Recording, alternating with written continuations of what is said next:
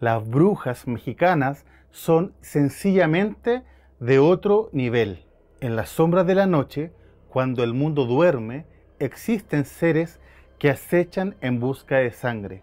En el corazón de México, una leyenda ha perdurado por siglos, una que habla de criaturas nocturnas conocidas como las Tlahuelpuchis. Si ya las historias de brujas, vampiros y nahuales por separados atemorizan a la humanidad, ¿se pueden llegar a imaginar a una criatura que sea una mezcla de estos tres seres del otro mundo? O sea, una cruel bruja que acecha niños, que además chupa sangre y que se transforma en animales. Bienvenidos a Miedópolis, que la oscuridad ilumine tu camino. Hace unos días me puse a estudiar la amplia y diversa temática de las brujas y así tuve el espeluznante encuentro con una de las brujas más temidas de la mitología mundial, las brujas mexicanas llamadas Tlahuelpuchis, las brujas vampiras que le succionan la sangre a los niños mexicanos recién nacidos.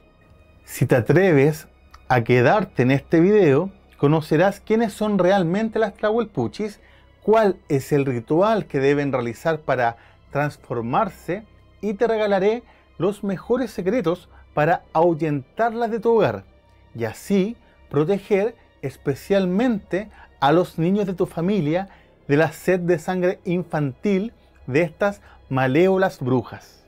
Una de las razones de que exista este video es que en el capítulo dedicado a un demonio mexicano que come carne podrida de viajeros, llamado Tucacame, un seguidor desde el mero Monterrey dejó un mensaje alentándonos para que hiciéramos un video sobre las Tlahuelpuchis.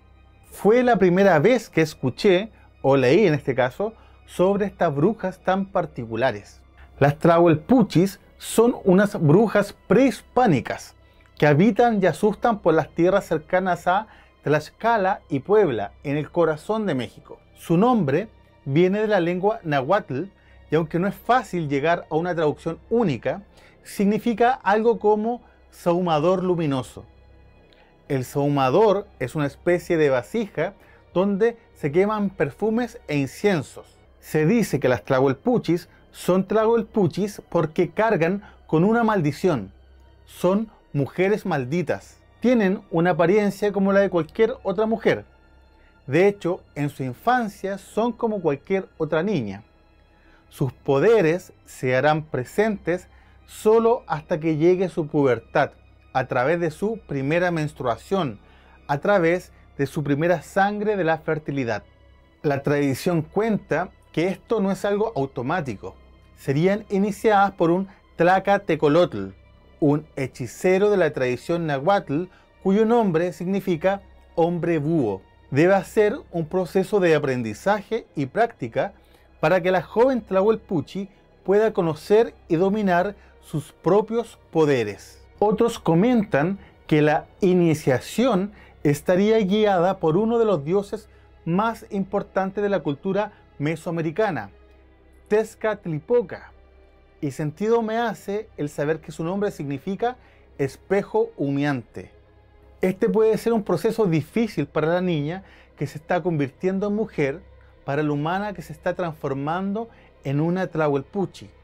O sea, imaginen el proceso de una niña que se va descubriendo que no es como el resto de los integrantes de su familia y que desde ahora en adelante y por siglos está condenada a tener que beber sangre unas 3 veces al mes, si no quiere simplemente morir. También será el momento en que descubrirá su capacidad de manejar el terimorfismo, es decir, transformarse en animales como pájaros o perros, o incluso puede tomar otra forma de la naturaleza como lo es la neblina. Por esta capacidad de transformación es que se la asocia directamente con los nahuales. Deberíamos hacer un video sobre los nahuales, lo tengo súper pendiente. Otro ser que también nos hace recordar este trimorfismo por supuesto, es el Skinwalker, otra criatura de la que pueden conocer aquí en Miedópolis. Link en la descripción. El concepto de bruja como tal, que se le atribuye a las Tlahuelpuchis, puede ser posterior a su propia existencia, ya que responde a un concepto más europeo. De hecho, en su origen no se les consideraba un ser maligno como tal. Esta es una historia que se repite entre varios brujos de origen indígena. Esa carga negativa también podría haber llegado con la mirada del hombre blanco y el cristianismo. La conexión más directa con el mundo de las brujas clásicas es su antagonismo con los niños, aunque las diferencias es que las brujas europeas se asocian a la infertilidad, y no es el caso de las Tlahuelpuchis, las que normalmente tienen una familia. De hecho, podrían tener a lo largo de su vida varias familias, porque vivirían casi 5 veces más de lo que cualquier humano vive. Cuando comienzan a pasar los años y ellas no envejecen, suelen cambiar de territorio para no levantar sospechas, abandonando a su familia y en el nuevo terruño formando una nueva. A propósito de las brujas, si te interesa el tema y también gustas de la buena literatura de terror, te invito a conocer el programa Letras del Terror y su capítulo dedicado a ellas. Ahí se plantea de hecho la condena que las sociedades le daban a las mujeres con educación, conocimiento, poder, tildándolas de brujas. También lo puedes encontrar en este mismo canal, este programa dedicado a los libros que provocan miedo, Letras del Terror. En muchos pueblos de México se describen situaciones donde se han visto convertidas en bolas de fuego. Me recuerda a los anchimalenes mapuche. Otros comentan que tienen la capacidad de escupir fuego, como si fuera un dragón o una salamandra mitológica. Se dice precisamente que cuando van a cambiar de forma, justo antes, emiten una fuerte y enceguecedora luz. Las historias cuentan que una luminosa aureola de fuego las rodea, al igual que varias brujas de distintas culturas tendrían la capacidad de volar. Al igual que los vampiros, estas brujas mexicanas beben sangre, pero como una buena bruja, por supuesto, prefiere la sangre de los niños, la que sería más deliciosa que la de los adultos, aunque cuando hay escasez de presas infantes, no le hace asco a la sangre de los adultos e incluso a la de los animales. Para llegar sigilosamente hacia sus presas, lo hace ya transformada en una forma animal o en neblina, pero en el momento preciso de atacar, lo hace en su forma natural de mujer. Su forma de neblina les permitirá entrar por cualquier espacio que deje la puerta de la casa de la familia de la víctima, incluyendo la cerradura. Lo de transformarse en niebla es algo que vincula a las Tlahuelpuchis mexicanas con los vampiros europeos. Al menos el Drácula de Bram Stoker se convierte en niebla para desplazarse sin ser descubierto.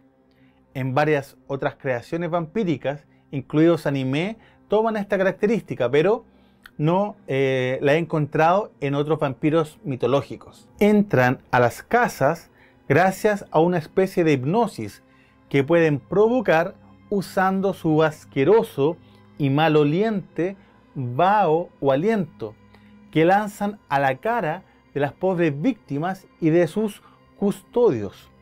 Con esto las lleva a un profundo y pesado sueño, quedando a total disposición de la Tlahuelpuchi. Una de sus víctimas favoritas son los niños recién nacidos, ya que es muy probable que todavía no hayan sido bautizados.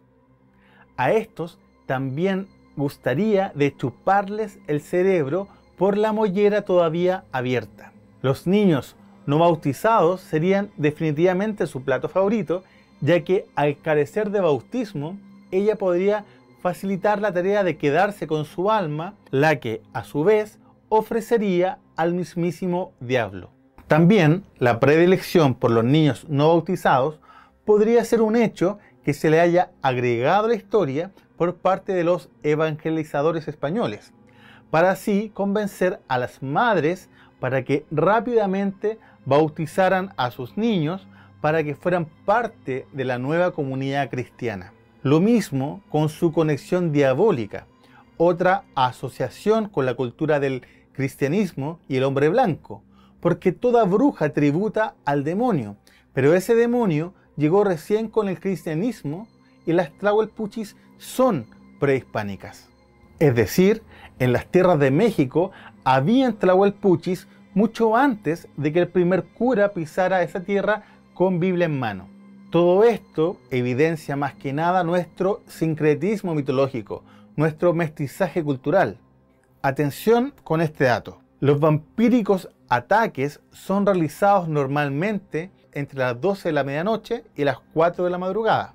Me imagino que especialmente a las 3 a.m., la que se dice que es la hora del diablo, al ser lo más contrario a las 3 de la tarde, ya que para muchos cristianos es una hora sagrada, ya que supuestamente a esa hora habría muerto Jesús clavado en la cruz en el Gólgota. Luego de haber succionado la sangre, se dice que en su casa la vomitaría y la guardaría en un recipiente de barro para ir consumiéndola lentamente al pasar los días.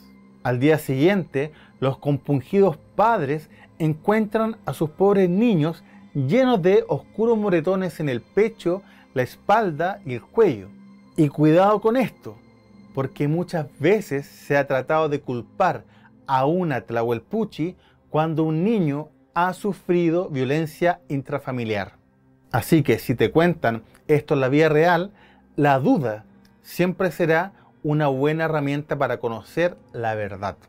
La mayoría de los relatos dicen que sus víctimas no salen vivos de estos ataques, aunque a veces en la comunidad se comenta de que tal persona fue chupado por la bruja, es conocido como el que fue chupado por una bruja y obviamente sigue con vida, pero sí lo hará la próxima hija que él tenga. Este poder de hipnosis que tendrían estas brujas mexicanas, gracias a su fétido aliento, se dice que ha llevado a personas a sencillamente perder la razón y a, por ejemplo, ponerse a caminar sin rumbo en medio de la noche, e incluso en ese viaje sin destino, las víctimas a veces cometen ataques contra su propia vida. Si bien en la inmensa mayoría de las historias recopiladas hacen referencia a mujeres tlahuelpuchis, también habría versiones masculinas, aunque se comenta que varios niños varones mueren antes de descubrir que cargan con esa maldición. Algo muy interesante es que los poderes de las tlahuelpuchis no son heredables. Y algo todavía más curioso es que si es asesinada, el asesino heredará la maldición y se transformará en una tlahuelpuchi. Para cambiar de formas, las tlahuelpuchis debían realizar un milenario ritual.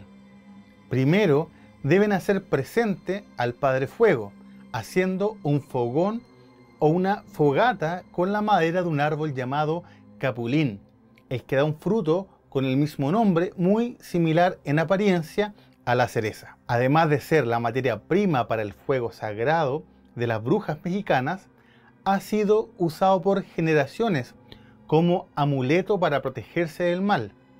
Y además se dice que tiene múltiples propiedades curativas.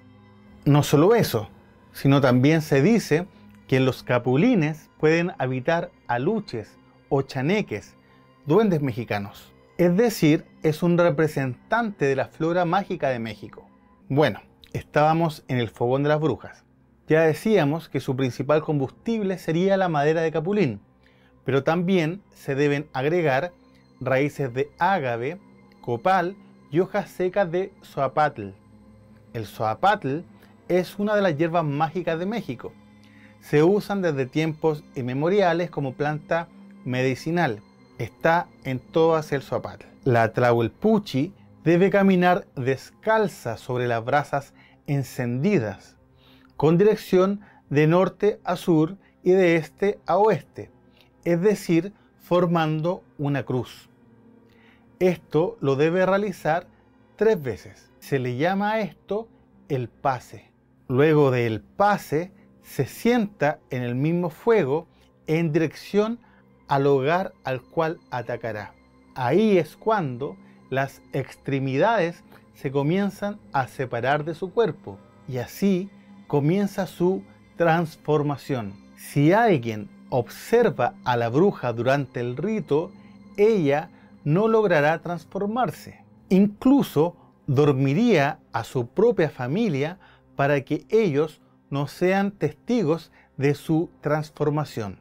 Después de separar su cuerpo de sus extremidades, ya está en condiciones de convertirse, por ejemplo, en un pájaro. Una de sus formas preferidas sería la de un guajolote, un pavo como le llamamos por estos lados, o un perro, o incluso un insecto. Sobre el guajolote o el pavo me llama la atención, bueno, ustedes saben que me encanta hacer estas conexiones con la mitología de distintos territorios que, a pesar de muchas veces estar muy alejados, están conectados por su mitología. Y la transformación de una bruja mexicana en un guajolote me llevó directamente a Miedo a la Chilena, una serie donde recorrimos el campo chileno buscando historias mitológicas a través de la tradición oral, ya que hay un capítulo donde un profesor de una localidad de la ciudad de Pichilemu cuenta una historia conocida como la bruja del Quillay, donde una suegra que tenía fama de bruja se convierte en pava o en un guajolote para atacar al pretendiente de su hija. Cuando ya estaba a punto de perder su fuerza, él se recuerda del consejo de su abuela y cambia la huasca de la mano derecha a la mano izquierda.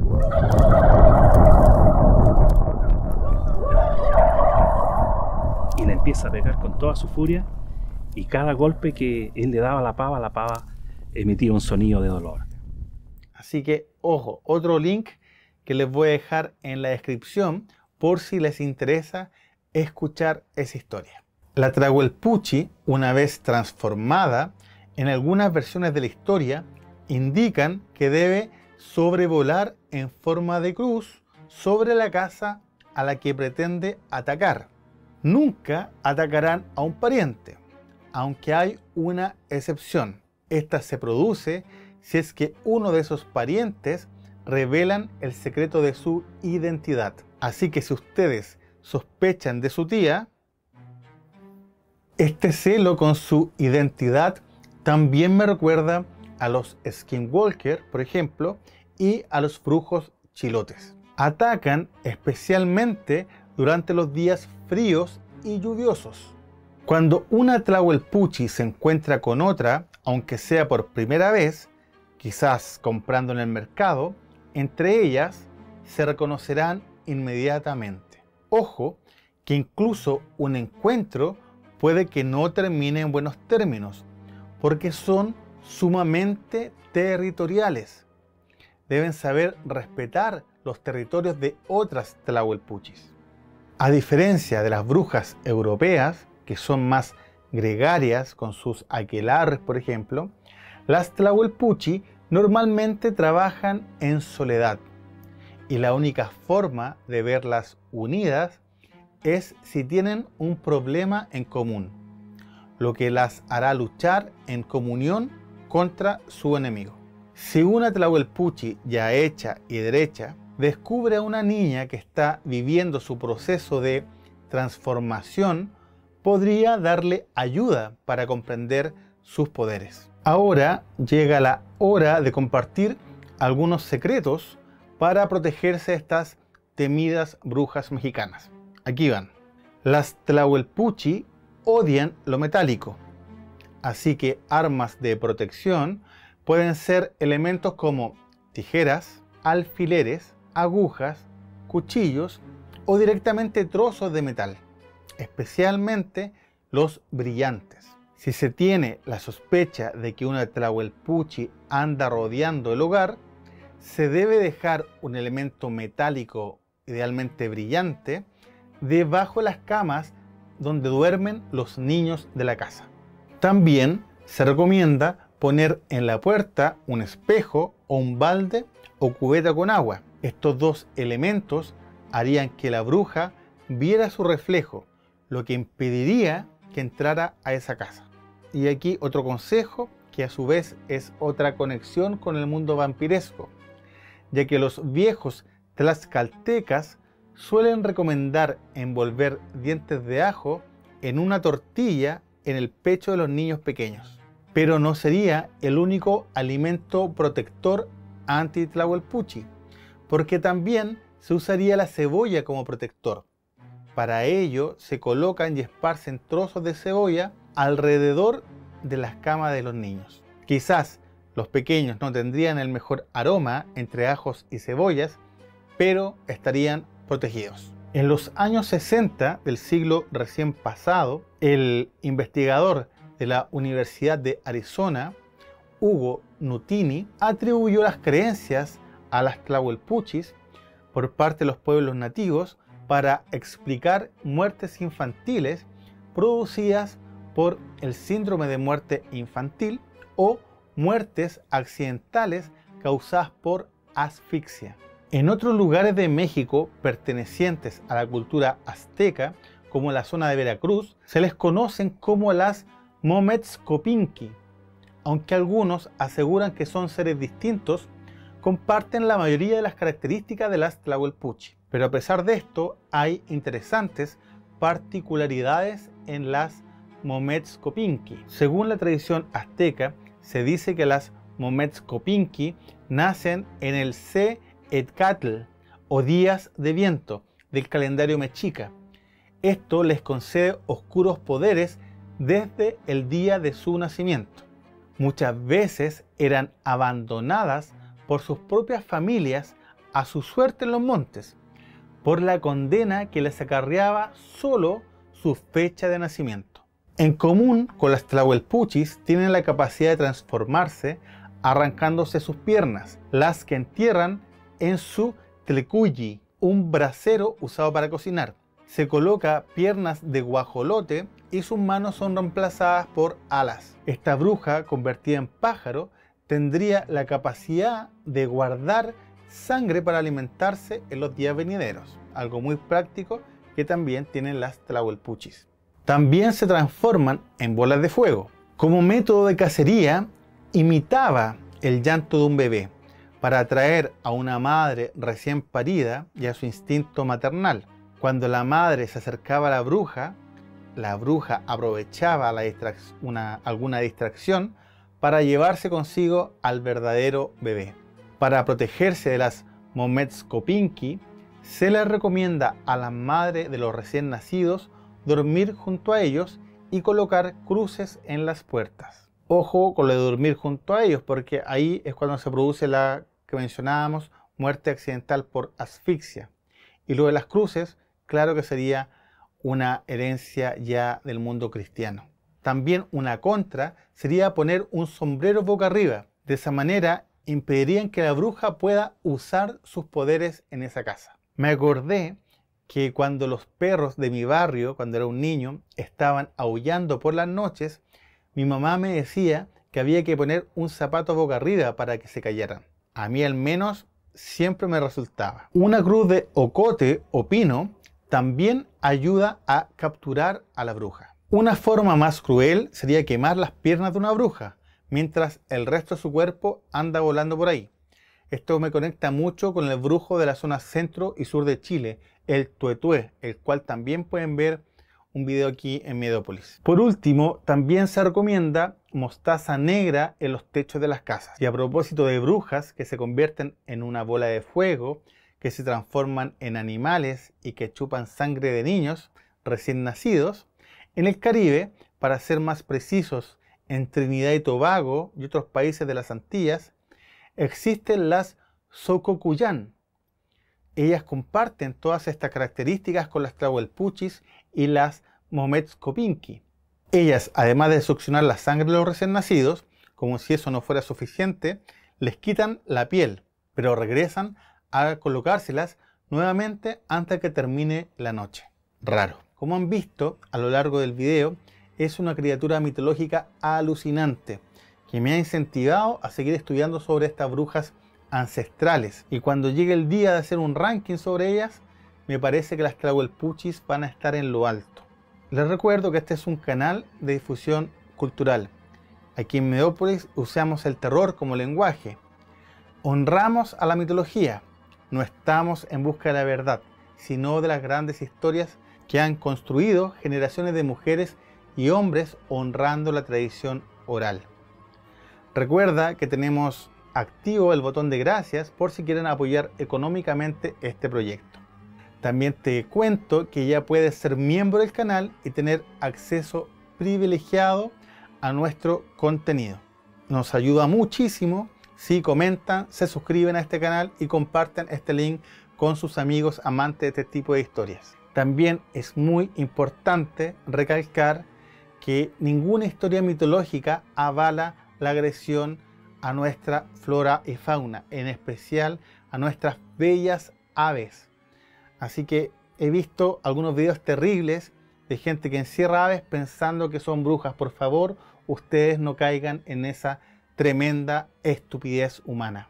Mediópolis, que la oscuridad ilumine tu camino.